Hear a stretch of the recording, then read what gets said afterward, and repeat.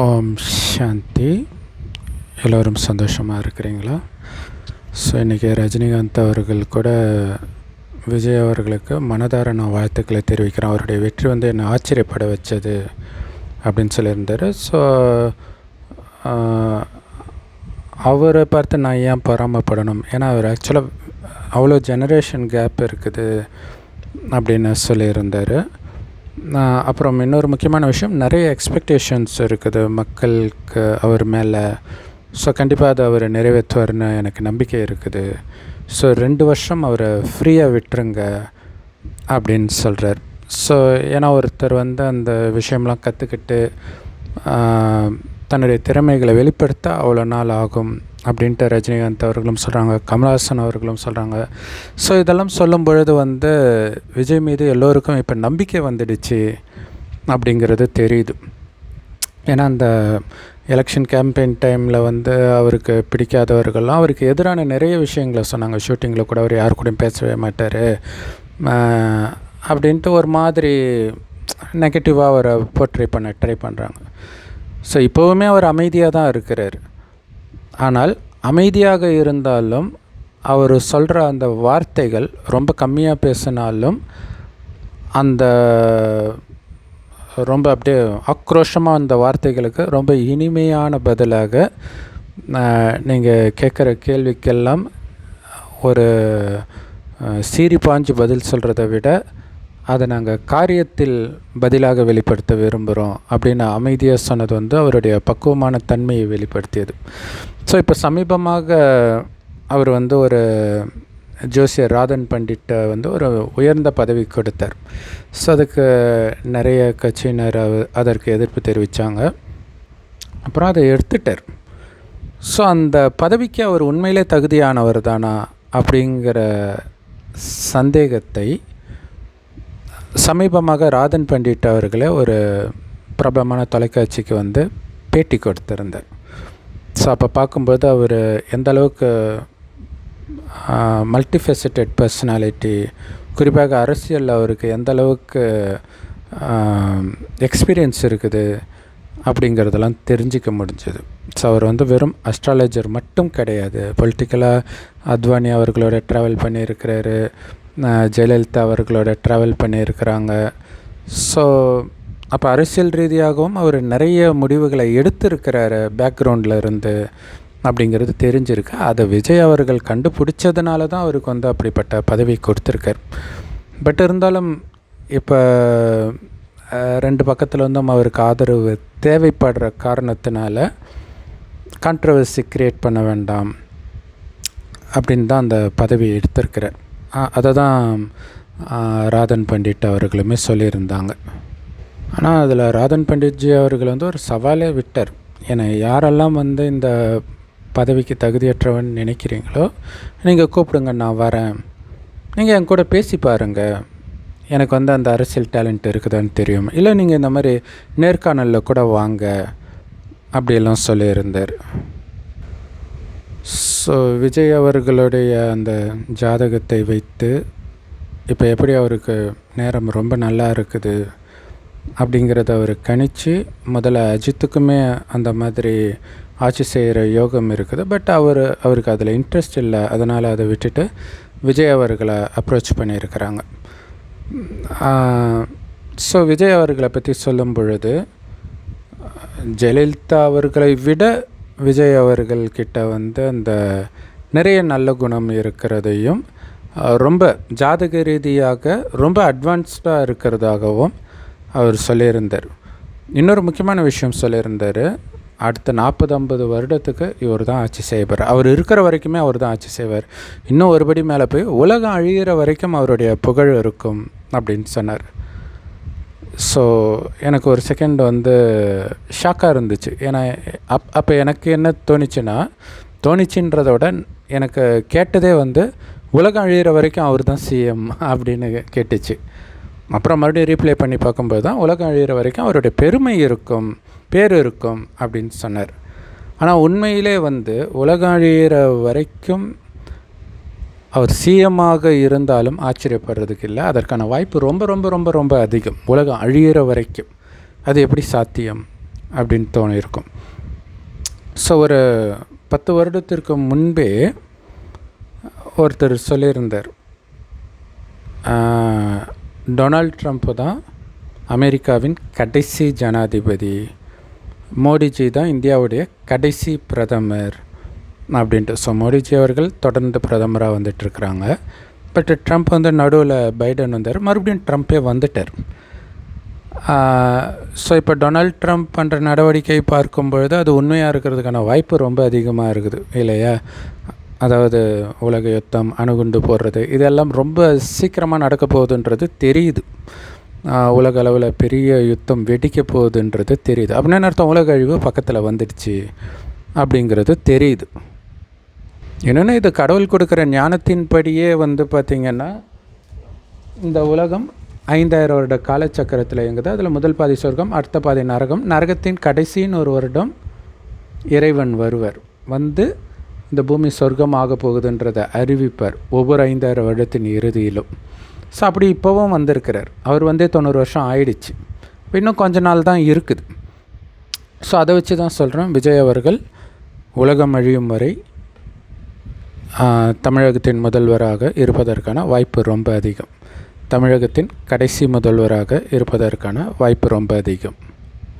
So அடுத்தது வந்து விஜய் அவர்களுக்கு வந்து அவருடைய ஜாதகப்படி அவருக்கு தோல்வி முகமே கிடையாது. அவருடைய எதிரி காலி ஆகிடுவாங்க, எதிரியை காலி பண்ணுற ஜாதகம் அவருக்கு அப்படின்னு சொல்லியிருந்தார். ஸோ அதுவும் ஓரளவுக்கு உண்மையாக தான் இருக்குது, இப்போவே உண்மையாக தான் தெரியுது. இன்னொரு விஷயம் விஜய் அவர்கள் பற்றி ரொம்ப ஆச்சரியமான விஷயம் என்னென்னா, ஸோ இப்போ வந்து ராதன் பண்டிட் வந்திருக்கிறாங்க. அதுக்கு முன்னாடியே விஜய் அவர்களுக்கு வந்து அரசியலுக்கு வரணுன்ற விருப்பம்லாம் இருந்திருக்குது. அது படங்களில், அதுக்கு முன்னாடி அவர் இன்டர்வியூலையுமே கூட சொல்லியிருக்கிறார். ஸோ வேட்டைக்காரன் டைம்லேயே வந்து ராகுல் காந்தி அவர்களை மீட் பண்ணிட்டு வந்திருக்கிறாரு.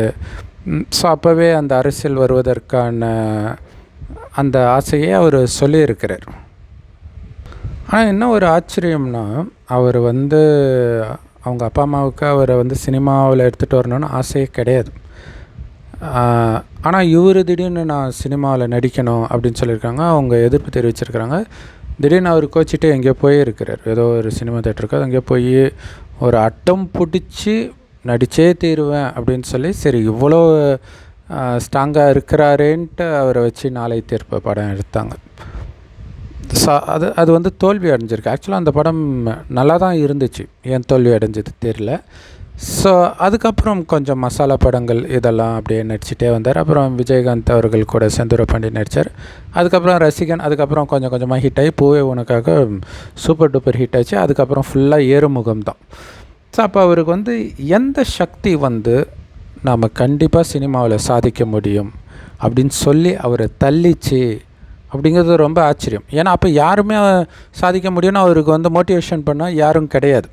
அதுக்கு முன்னாடி சொல்கிறேன். அதுக்கப்புறம் அவங்க அப்பா வந்து ஹெல்ப் பண்ணார், அது வேறு விஷயம். பட் ஆனால் இங்கே தான் நான் வருவேன், அப்போ எனக்குள்ளே இந்த டேலண்ட் இருக்குது அப்படிங்கிறது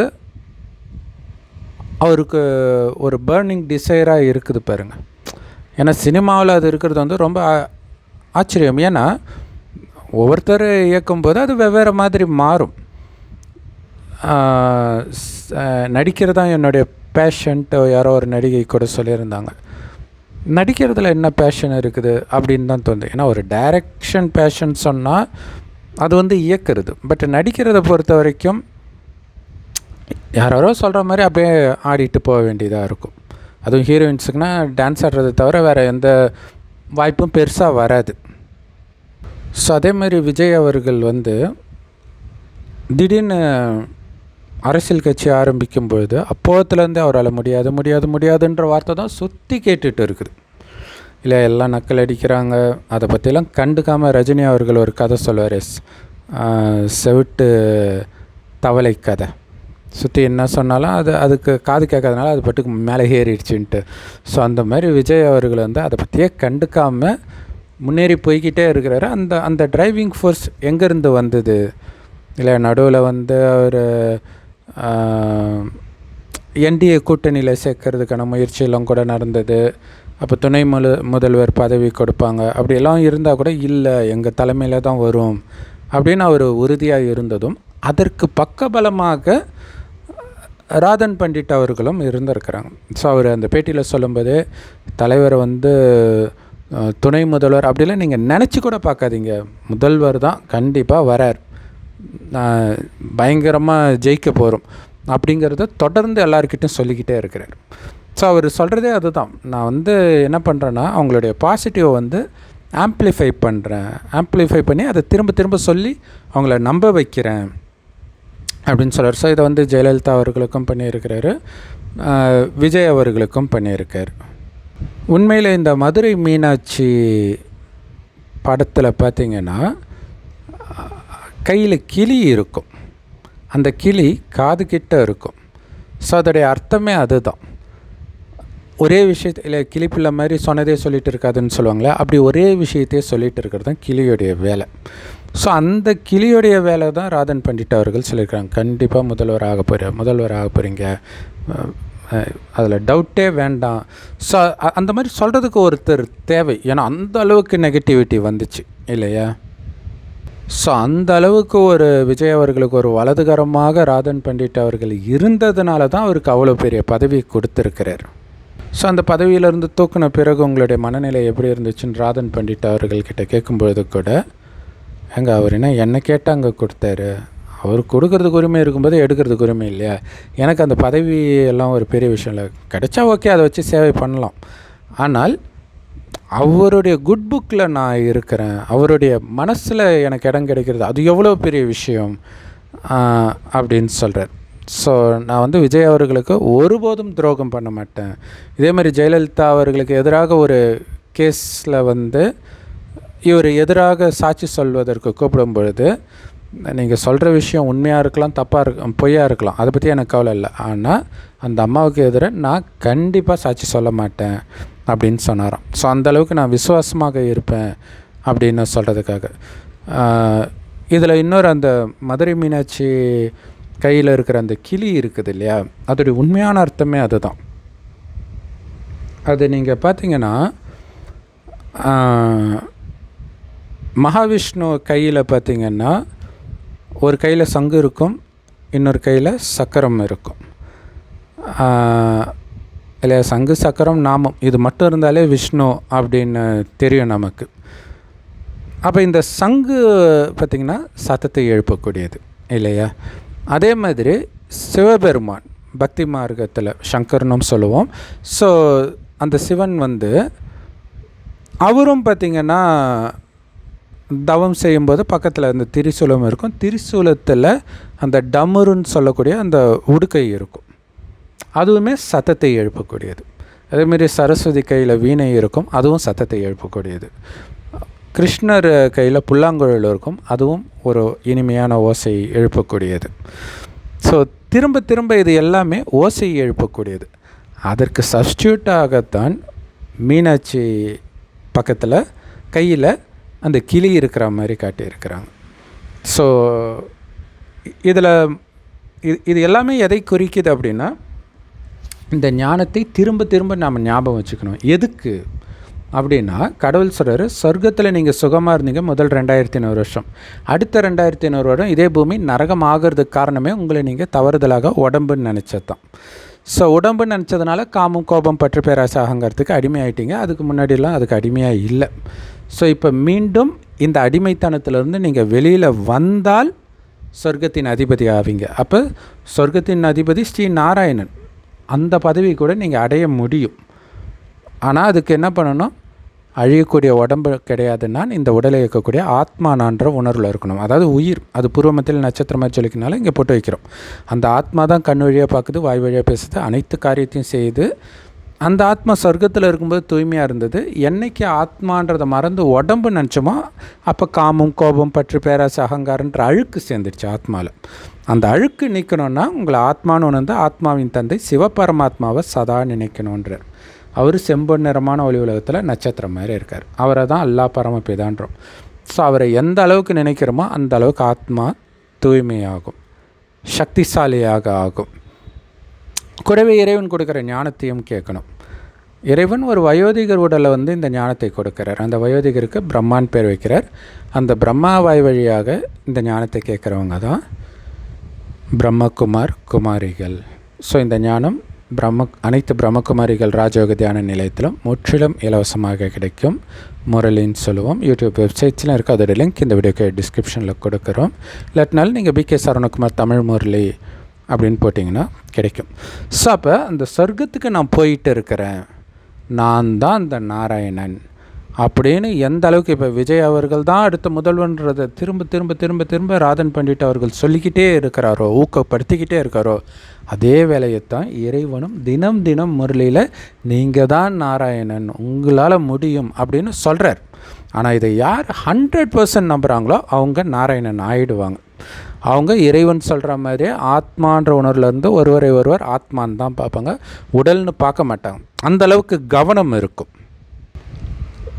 ஸோ இறைவனை நினைத்தால் மட்டுமே ஆத்மா தூய்மையாகும். யாராக இருந்தாலும் சரி, இந்த ஞானத்தை எடுத்தவர்களுக்கும் சரி எடுக்காதவர்களுக்கும் சரி, இந்த ஞானம் எப்படியும் எல்லாருக்கும் போயிடும்.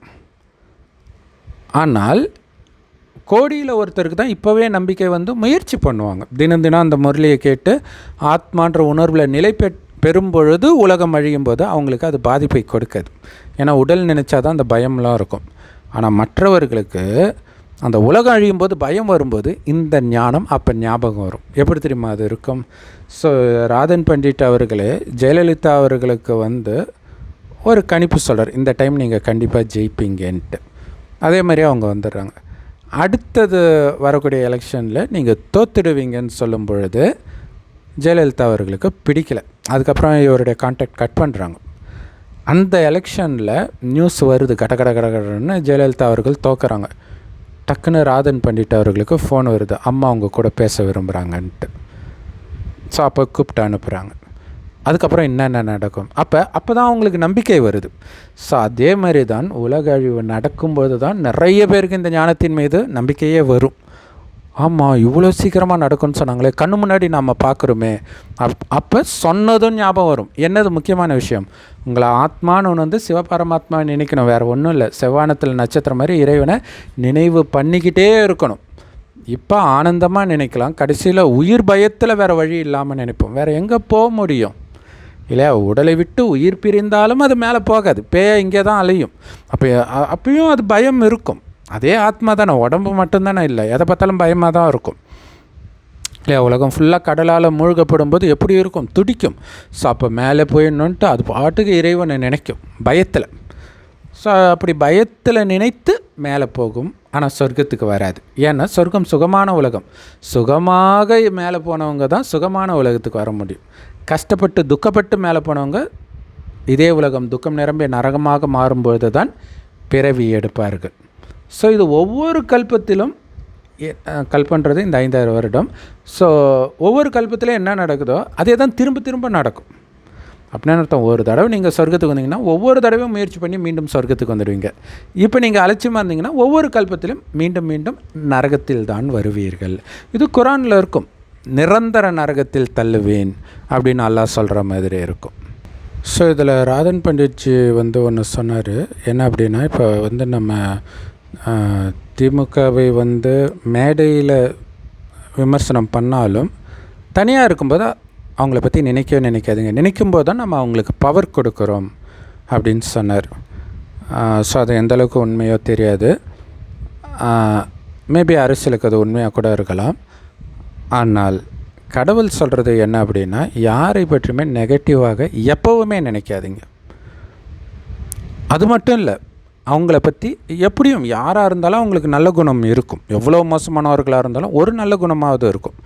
அந்த ஒரு நல்ல குணத்தை மட்டும் பாருங்கள், கெட்ட குணமே உங்கள் கண்ணுக்கு தெரியக்கூடாதுன்றார். ஏன்னா கெட்ட குணத்தை பார்க்கும்போது நம்மளுடைய மனம் அந்த மாதிரி ஒரு உள்ளுணர்வை தான் ஏற்படுத்தும். அது நல்லது கிடையாது நமக்கே, இல்லையா? அதுக்கு பதிலாக எல்லாருடைய நல்ல குணம் மட்டும் உங்கள் கண்ணுக்கு தெரிஞ்சால் எல்லோரும் நல்லவர்களாகவே தெரிவாங்க. அப்போ உங்களை சுற்றி எப்போவுமே நல்லவர்களாகவே இருக்கிற மாதிரி ஃபீல் ஆகும். அப்போ எப்போவுமே அது உங்களை ஊக்க உற்சாகமாக பாசிட்டிவாக வச்சுருக்கும். ஸோ அதனால் பிறருடைய நல்ல குணத்தை மட்டும் பாருங்கள், கெட்ட குணத்தை பார்த்தும் பார்க்காமல் இருங்க அப்படின்னு சொல்கிறார். ஸோ அந்த மீனாட்சி கையில் இருக்கிற கிளி உண்மையிலே இதுதான், நீங்கள் தான் நாராயணன், நீங்கள் தான் நாராயணன்ட்டு இறைவன் திரும்ப திரும்ப சொல்கிறாரு தினம் தினம் முரளியில். அவர் ஒரு தடவை சொன்னால் நம்ம 1000 தடவை நமக்குள்ளே அதை திரும்ப திரும்ப சொல்லிக்கணும். அது ரொம்ப முக்கியமான விஷயம். ஸோ அப்படி யார் தனக்குள்ளேயே பேசிக்கிறாங்களோ அவங்க தான் உண்மையிலே நாராயணனாக ஆக முடியும். ஸோ அப்படிப்பட்ட நாராயணனாக நீங்களும் கண்டிப்பாக மாறுவீங்க, 100% நம்பினீங்கன்னா. ஓம் சாந்தி. தேங்க்ஸ் ஃபார் வாட்சிங்.